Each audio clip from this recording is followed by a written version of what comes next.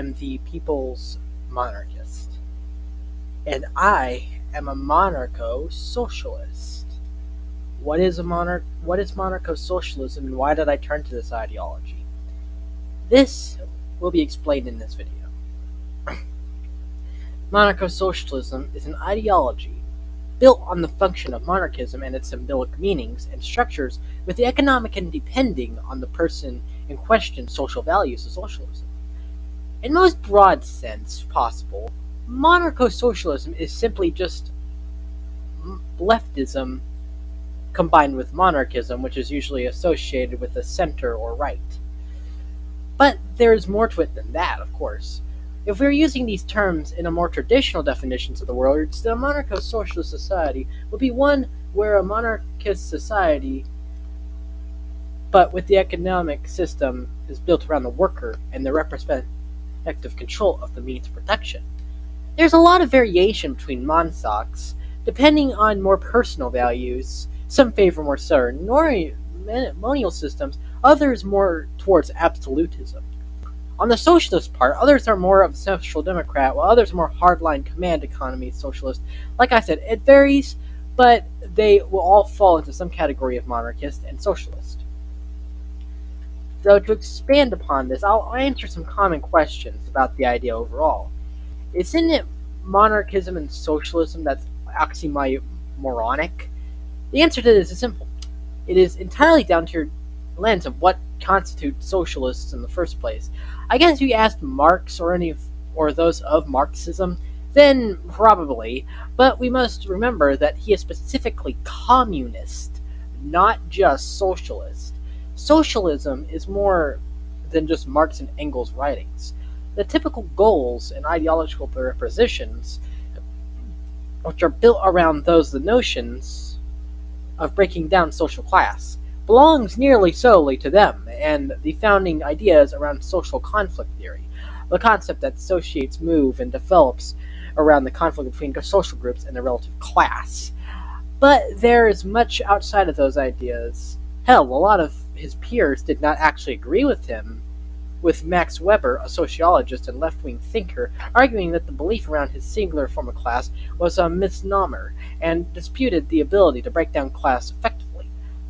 Lassalle, who was one of the Marx's closest friends and founder of the German workers' movement, believed the state was necessary and was actually friends, or at least acquaintances, with Bismarck, a reactionary from all definitions. The views of both Engels and Marx that social class was one of the most dominating factors in our current society, which will eventually dissolve under communist revolution, along with the hierarchical structures such as the state, was not unformed and challenged. Ideologies like syndicalism also did not believe inherently in these ideas, as it was just a natural outgrowth of 19th, 20th century labor movements. Anarchism, in its more traditional form, was a better example of an oxymoron, but socialism, a movement with many origins to its history, and an ideology that is built around the one simple purpose and socialization of the economy and means production. It is the argument that the fruits of labor be given to those who are of such labor, or in another term, the social unit which have made the product. This idea, not on fundamental basis, conflicts with the ideas of monarchy at its core, which is simply just a system of governments. Why monarchy and not another system? Well, this can be for many reasons, and it will vary person to person, but it is ultimately built around what divides monarchy from more typical and or republican systems of governments, which is what the monarch represents. In most other systems, any role of government is just that it's a role, a job to be completed. Now, while that role may hold prestige for it, would kind of have to be by the nature of it being a role of leadership, it would not hold the same token as a monarch, as there are a few defining traits of a monarchy. First is what a monarch represents, as a monarch is not just a simple leader filling a job, but a physical embodiment of the nation and its people. In some ways, they are a cult of personality, but also distinct in that they are more than just some revered figure, but symbolic in a way that other systems cannot replicate. In short, their nation's sovereignty. Hell, it's even in the name, sovereign.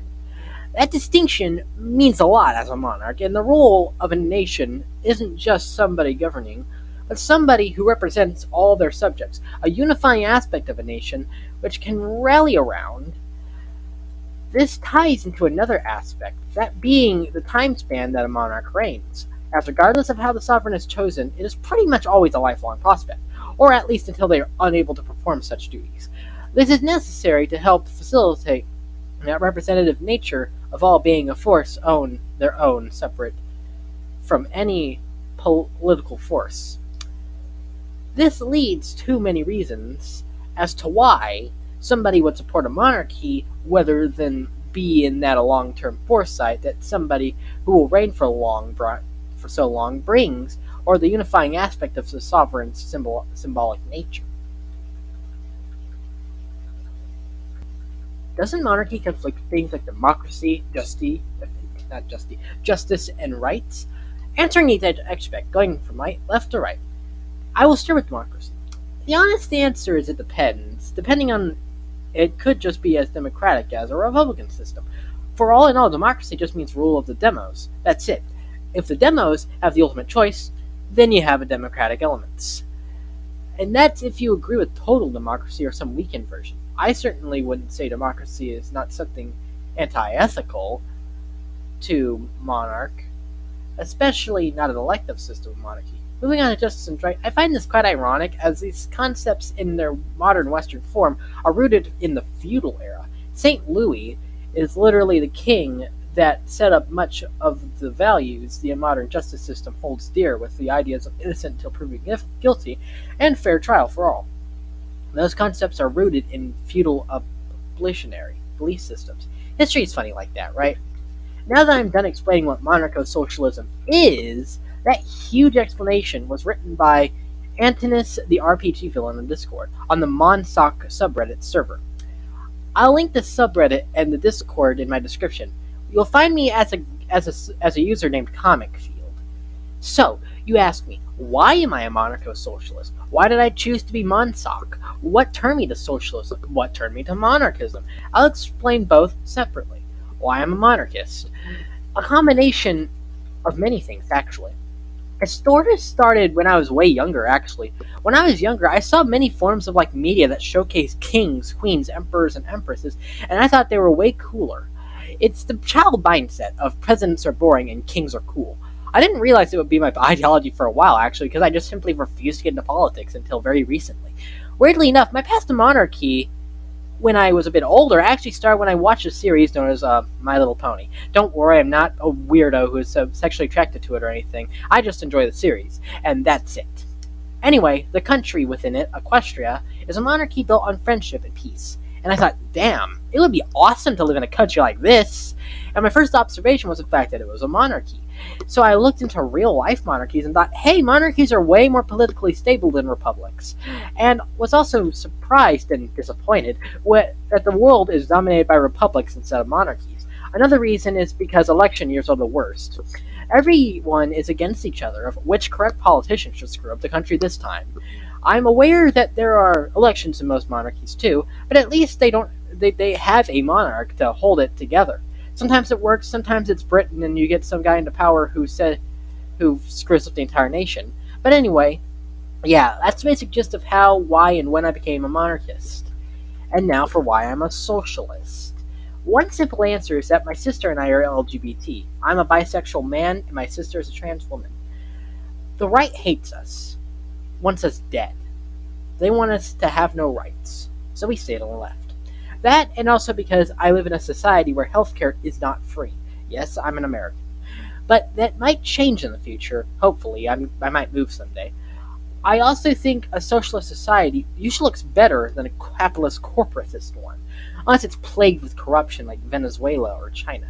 The right includes many horrible people, though I admit the left does too, but that's only the far left, like beyond communism, like Stalin and Mao. So then I put one and one together, creating monarcho socialism.